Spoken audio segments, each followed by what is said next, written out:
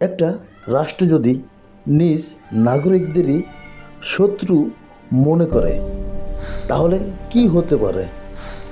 শুধু ধর্ম, জাতিগত পরিচয় বা বিশ্বাসের কারণে লক্ষ লক্ষ মানুষকে হত্যা করা হলে মানবতা কোথায় দাঁড়ায়?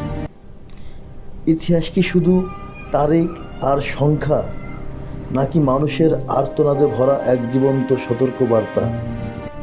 হলোকস্ট এই একটি শব্দের ভিতরে লুকিয়ে আছে মানব সভ্যতার সবচেয়ে ভয়াবহ অধ্যায়গুলোর একটি।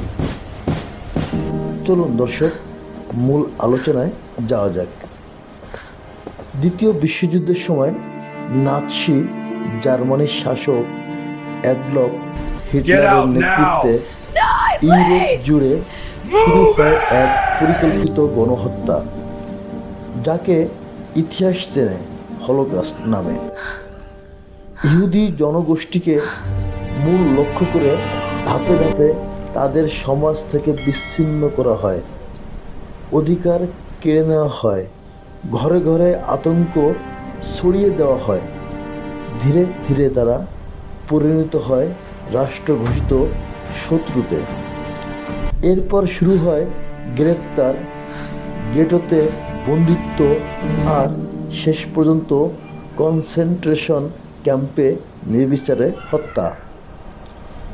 এই হত্যাযজ্ঞ শুধু গলিতে নয়, গ্যাস চেম্বারে শ্বাসরোধ করে, অনাহারে, রোগে, অমানবিক নির্যাতনে ঘটানো হয়।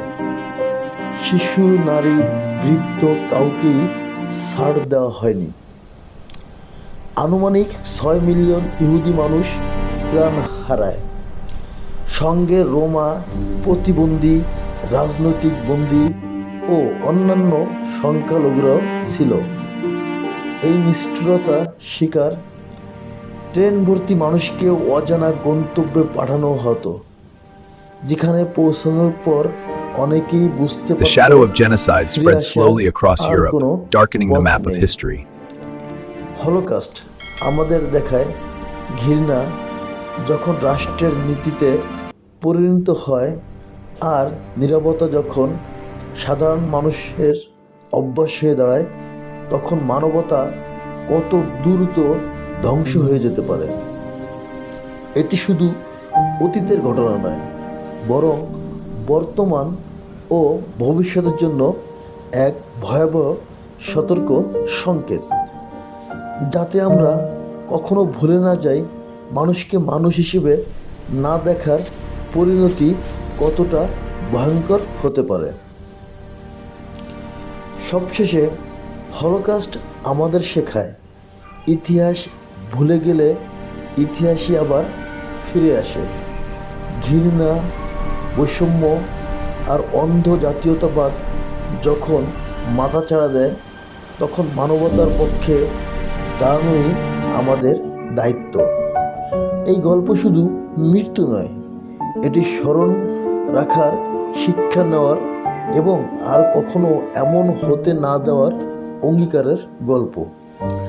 ভিডিওটি যদি আপনাদের ভাবতে বাধ্য করে থাকে তাহলে লাইক দিন, আপনার মতামত কমেন্টে জানান, আর এমন ইতিহাসভিত্তিক গুরুত্বপূর্ণ বিষয় জানতে চ্যানেলটি সাবস্ক্রাইব করতে ভুলবেন না। ধন্যবাদ সবাইকে।